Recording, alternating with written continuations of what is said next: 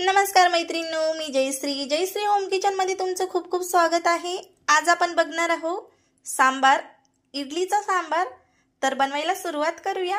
इथे मी घरची 1 वाटी तुरीची डाळ घेतलेली आहे आणि ही छानपैकी आपल्याला 2 ते 3 शिट्ट्या काढून शिजून घ्यायची आहे।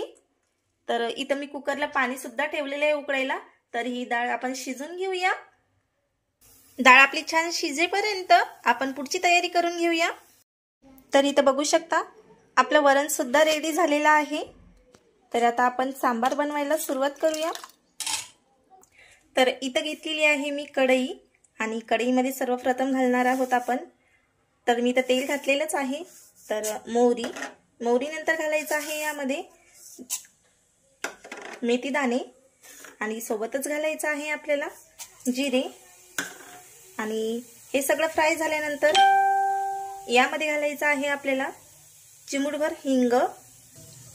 तर हिंग सुद्धा घालून झालेला आहे।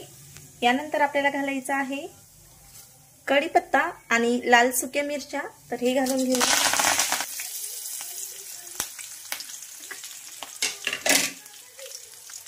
आणि छान या तडतडलेल्या आहेत।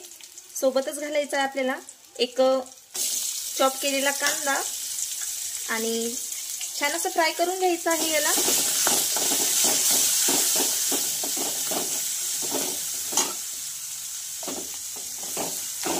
मोठ्या आचेवर याला छानपैकी असं फ्राय करून घ्यायचं आहे। आणि यानंतर यावर घालायचं आहे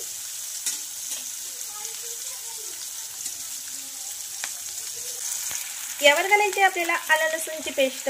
तर ती सुद्धा घालून झालेली आहे।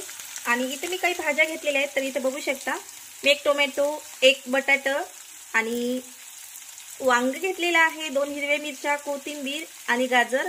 माझ्याकडे एवढ्याच भाज्या अवेलेबल होत्या त्यामुळे मी हेच भाज्या घेतलेल्या आहेत।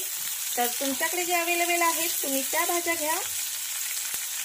आणि आता यावर मस्त आपल्याला चवीनुसार मीठ घालायचं आहे,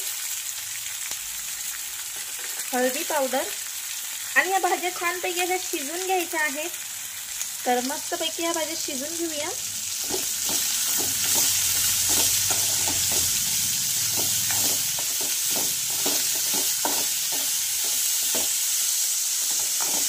तर मस्तपैकी या भाज्या आता फ्राय करून झालेल्या आहेत। तर 2 ते 3 मिनिटं फ्राय झाल्यानंतर यावर आपण वरण घालून घेणार आहोत। तर छानपैकी भाज्या आपल्या फ्राय झालेल्या आहेत, मऊ झालेल्या आहेत। यावर आपल्याला आता हे वरण घालायचं आहे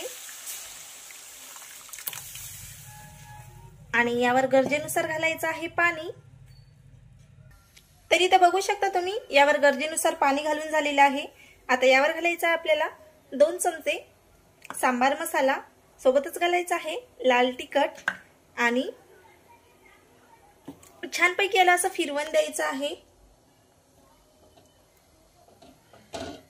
तर हा मसाला तुम्ही आधी सुद्धा फ्राय करू शकता।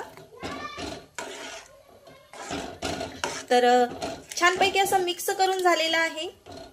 आता यानंतर आपल्याला यावर घालायचं आहे चिंचेचं पाणी।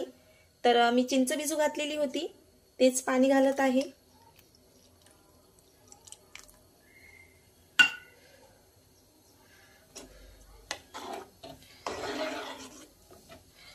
सोबतच घालायचं आहे थोडासा गुळाचा खडा। तुम्हाला आवडत असल्यास घाला किंवा तुम्ही स्किपही करू शकता। तर मी तर गुळाचा खडा घेतलेला आहे, पण याने सांबारला चव अप्रतिम येते। तर तुम्ही नक्की ट्राय करा। आपल्याला हे सांबार 10 ते 15 मिनिटं छानपैकी असं शिजून घ्यायचं आहे मंद गॅसवर। तर आपण आता हे शिजून घेऊया। तर मस्तपैकी रेडी झालेला आहे आपला इडली सांबार। तर मग कशी वाटली तुम्हाला रेसिपी आणि सांबार सुद्धा कसा वाटला आहे आपला सांबार। तर सर्व करून घेऊया। रेडी आहे आपला इडली सांबार। मग कशी वाटली तुम्हाला रेसिपी नक्की कमेंट करून सांगा। नवीन असल्यास लाईक करा, शेअर करा, सबस्क्राइब करा आणि बेल आयकॉनला सुद्धा प्रेस करा, म्हणजे माझे नवनवीन व्हिडिओ तुमच्यापर्यंत पोहोचत राहतील। धन्यवाद।